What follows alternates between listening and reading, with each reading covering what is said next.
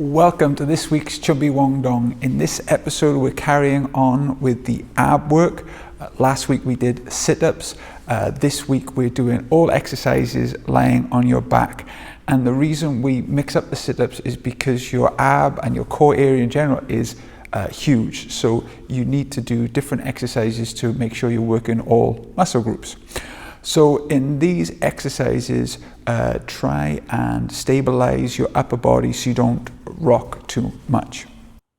First exercise is what I call the reverse sit-up. Instead of lifting your back to meet your knees, you're now going to bring your knees to your body, and the way I do this is I put my hands either side of my body and then try and lift my knees as close to my shoulders as possible and then roll back. Now when I roll back, I don't let my feet touch the floor. I cross my legs and lift them in and out, and this is a great exercise. My instructor used to do it all the time with us.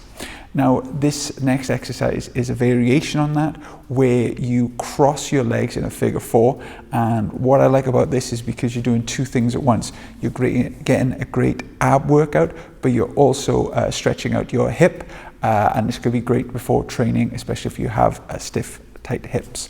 And again, I'm going to do 10 reps on one side, 10 reps on the other. You might like to do this for 30 seconds or a minute, depending on your level of fitness. The next exercise are knee tucks. Now with these, I don't want you to arch your back.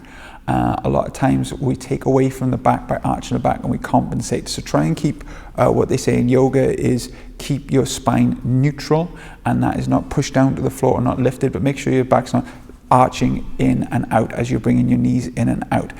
The next exercise is a classic and an extension of the knee tuck. Now you're going to do leg raises. So in this one, the important thing is to keep the legs together, keep the legs as straight as possible and lift them up. And again, this is a dual exercise because you're also getting a hamstring stretch, and it's a good test to see how your flexibility is coming along, making sure you're strong in your core for other stretches forward. The next exercise is again a leg raise, but this time at the top of the raise, you're going to let your legs fall to the side and pulse twice.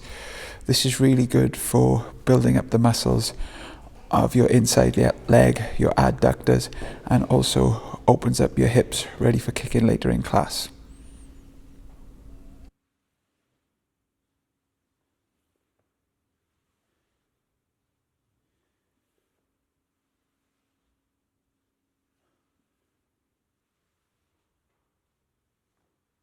The next exercise now is a variation of the leg raise where it's alternating leg raise. So this time you lift one leg up and then the other leg up, again trying to control it.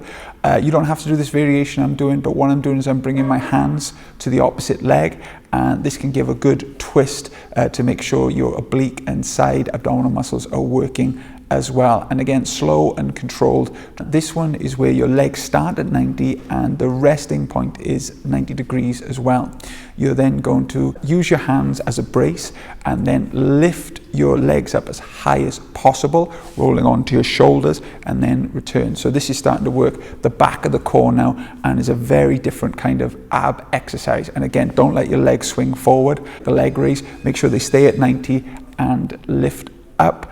Thank you very much for watching this ab exercise for the Chubby Wong Dong. I hope you're finding these useful. Let me know if you found them hard, if you found them easy, because I have many other variations we can do. Until next week, thank you very much for watching. Thanks.